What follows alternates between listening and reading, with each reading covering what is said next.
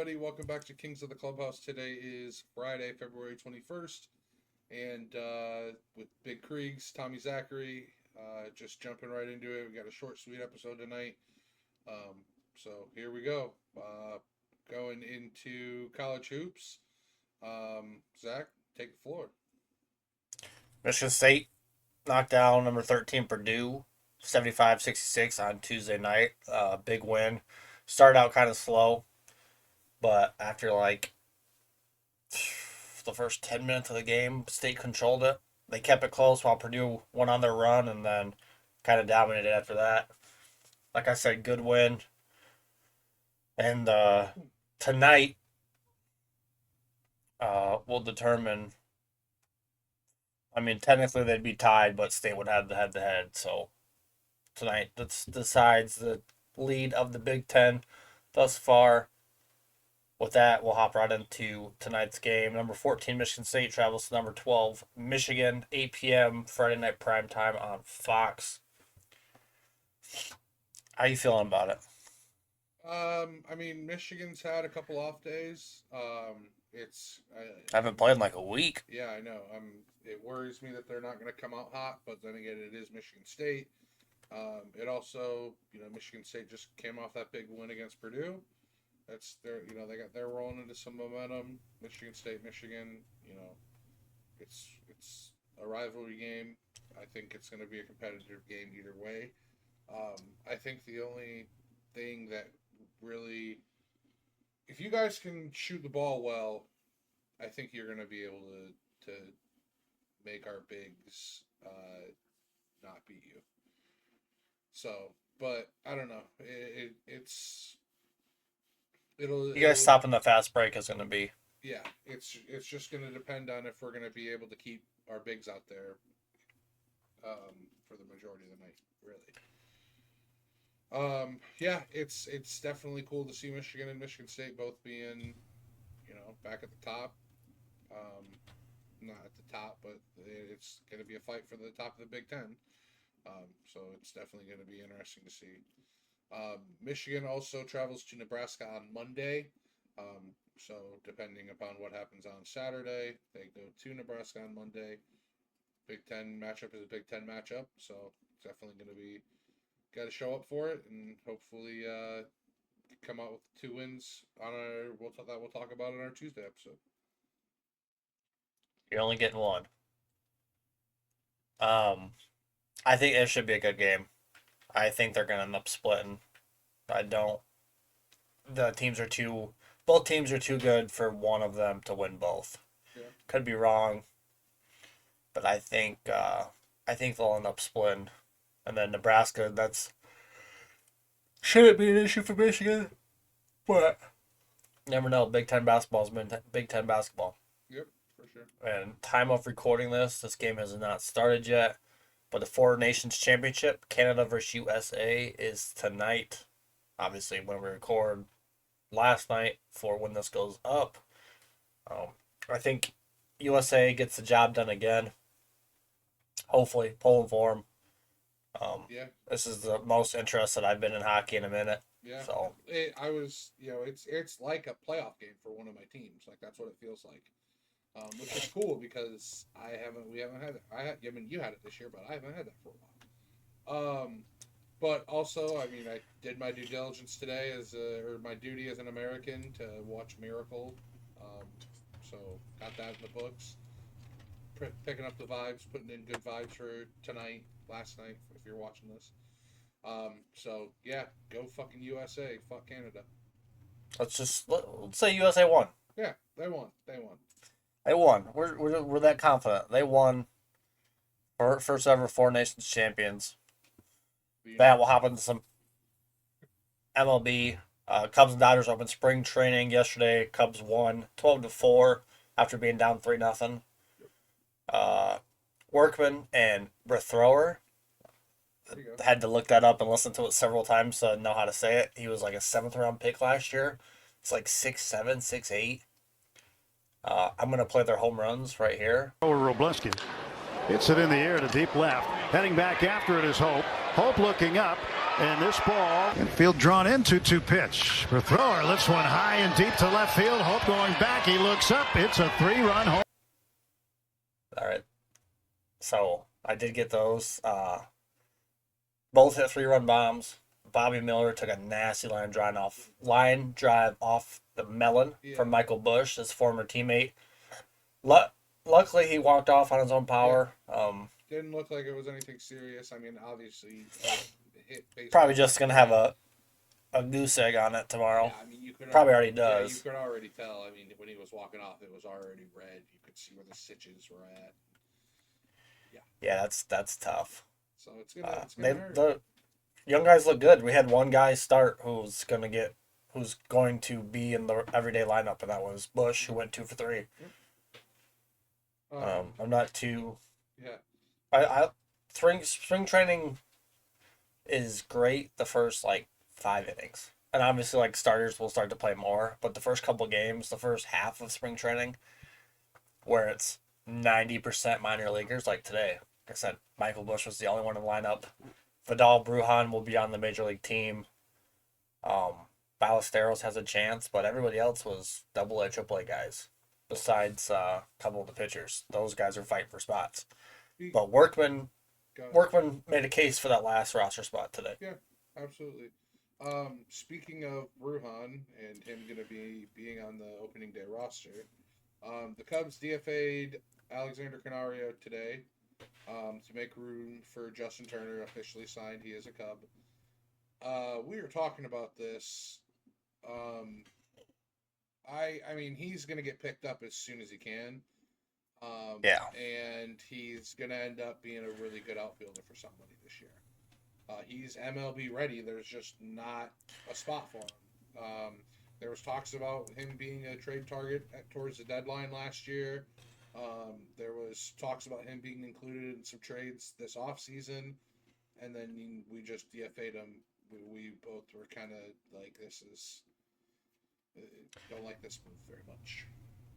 Nope. I would rather have him in center field, at least getting a shot over Brujan. Yeah. Like I said, we both kind of shook our heads at this today. Doesn't really make sense as to why you kept an older guy who isn't proven compared to a young guy who hasn't had the chance to prove himself yet. Yeah, I mean, even if he's just a platoon outfielder, let him do that. Yeah, let him be that fourth outfielder. Or fifth outfielder. Yeah. What's his Suzuki being DH? I don't have much more to say about that. It's shitty. Yeah, it's like I said, it's not the guy that I would want to go. Yeah, we both liked him. That was one of the pieces that we were talking about in the offseason. Like, hey, we don't really want to trade him because he's got a good bat on him. He's huge. Yeah, he's going to be a really good. Gets hit 30 home. Yeah, he's going to be a really good center fielder for somebody one day. Or a corner outfielder, yeah. Like, he hit 37 home runs a couple years ago in AAA. Mm-hmm. We'll see. I said not huge on it. Today they announced MLB and ESPN have mutually agreed to part ways after 2025 season on their national TV deal. Yeah, kind of a shock from everybody. So that means no Sunday night baseball anymore. Yeah, or Wednesday night baseball either. Whatever, yeah. It's kind of with everything going to MLB TV and Apple TV. Yeah, it makes sense. And ESPN gives less and less of a fuck about baseball every year. Yeah. Like, they barely get playoff games. They're televised once. Besides opening day, that's one game a week that ESPN televises MLB. It's gonna also be interesting to see. You think that Manfred has another deal in place with something to start? I bet you it's like Amazon or Netflix, probably. So I don't know. Obviously, we'll have all season to see. Yeah. It also makes me just feel like ESPN just is probably going in a different focus, shifting away from baseball. But that also makes you think of how much baseball content are they going to be able to show? You know what I mean? We'll be able to show it. They just won't have games broadcasted. Yeah. I just don't. It's the ESPN's declining the last handful of years, and this is just another building block on it. Yeah. Which sucks because ESPN used to be awesome. Yeah, especially for baseball. We'll transition over into the NBA. Former Bull Bobby Portis Jr. Was suspended 25 games for a positive test of an illegal painkiller. It was on the banned substance list, apparently. His trainer mixed them up, apparently. And what I was reading is what he tested positive for is like the lowest grade painkiller that they would give you in the ER, and most of the time it doesn't work. I don't understand why. Which is makes you think. Yeah. Like there's what more to this Yeah, is there? There's got to be something more. I'm sure shit'll come out that he'll do something in the substance abuse, or he'll come out something. I don't know. Hope the best for him. Former Bull. He's a shit talker, so you always like how he plays. Underrated role in the Bucks win their championship in 21. Absolutely. Wembanyama got shot down for the year today. They found a blood clot in his shoulder. Hoping the best for him, and hopefully that gets taken care of because that's not something you want to mess with. Yeah.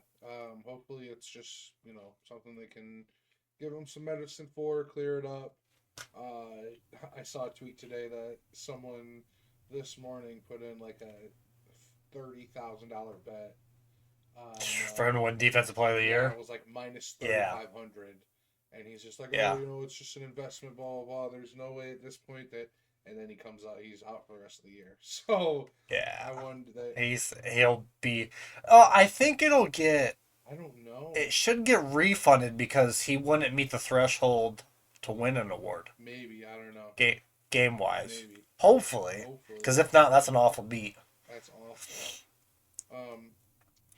Speaking of beats, did you see that West Virginia bad beat yesterday? Okay, so they were up 9 with like 20 seconds to go against Cincinnati. Cincinnati drove down the court, hit a 3, brought it to a 6-point game. About 20 seconds left. They inbound the ball. Cincinnati steals it again, chucks up another 3, hits a 3 with 10 seconds left, 12 or 8 seconds left to make it a 3-point game. It was a 3.5-point cover. Jeez. West Virginia inbounds the ball. Cincinnati steals it again, puts up another shot at the buzzer to go to overtime, so it could potentially hit the 3.5. Fucking front rimmed it. It was awful, dude. They were showing it on SVP last night.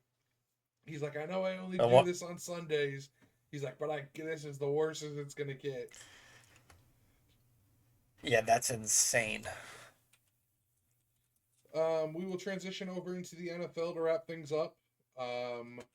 Zach Martin, longtime Cowboy, announced that he is going to retire from the NFL. There was some speculation that he was going to retire. There was speculation that he was going to play out another 1-year contract to try and get himself a Super Bowl ring somewhere. There was also speculations of him just signing another 3-year deal. He was on the Bears' radar for a little bit, but it seems like they are the front runners to land Trey Smith at the very moment. And Zach Martin has officially announced his retirement. Will probably go down as definitely a Hall of Famer. He'll go down as probably one of the best guards of all time. I think he had 13 years in the NFL, probably had 10 Pro Bowls, probably 8 All-Pros, if not more. He's Notre Dame, one of the best. Yeah, one of the best guards to ever do it. It's interesting, he wants to walk away. I think Dallas is going to be going. I don't blame him. Yeah, I don't blame him either. I think Dallas is going to be going in a different direction and kind of doing a soft rebuild almost. And I don't think he wants to play through that. And I don't blame him. Get beat up for another year, to them not be competitive. Yeah, so. Especially, I don't blame him. Especially he's probably retiring because the Cowboys are like, hey, we're not going to retain you. We're going to let you walk. And he's just like, okay, well, I'm going to be a one jersey guy then. Did you see Chargers are planning to release Bosa? Yeah, that's crazy. What the fuck's up with that? He came out hotter than hell, got paid, and he's been slightly above average. Nick Bosa is way better than him, but I can't I can't imagine that he's about to get. I mean, he's. You think he's going to get paid from somewhere, right? Not what he's making now. No, not nearly that. But I mean, someone's going to pay him. Someone will pick him up. Yeah. Um, He's too good to not play Speaking of next year. paying, it's rumored. I know you're not a Bears fan, but I'll talk about it. It's rumored that Trey Smith's going to get an upward of $100 million a year deal. He's 25. He's won 2 Super Bowls, 2 All Pros. He's definitely something that I would like the Bears to invest in. The Bears fan base also found out that his girlfriend is from Chicago. Which is crazy level. Dude, I can never ever switch teams because this fucking fan base is literally insane. They found the fucking jet that or they first of all they spoiled Kevin Warren before Kevin Warren was announced. They found the jet and followed the jet throughout Ben Johnson whole head coaching interviews and stuff, and now they're finding out that Trey Smith's girlfriend is from Chicago. So like it's just I love this fan base so much, but man, are we fucking toxic. Like a crazy ex-girlfriend. Yeah, and we're gonna get our feelings hurt yet again, I'm sure of it. But you got anything else? No, well, that being said, we'll wrap up. Appreciate you guys hanging out. Drop a like, comment, subscribe, all that fun stuff. Numbers are continuing to climb, so we appreciate it. You got nothing? I got nothing. No, go USA. Fuck Canada. Go USA. Tune in to Michigan State. Have a good weekend, and we'll catch you guys on Tuesday. Go Peace. Blue.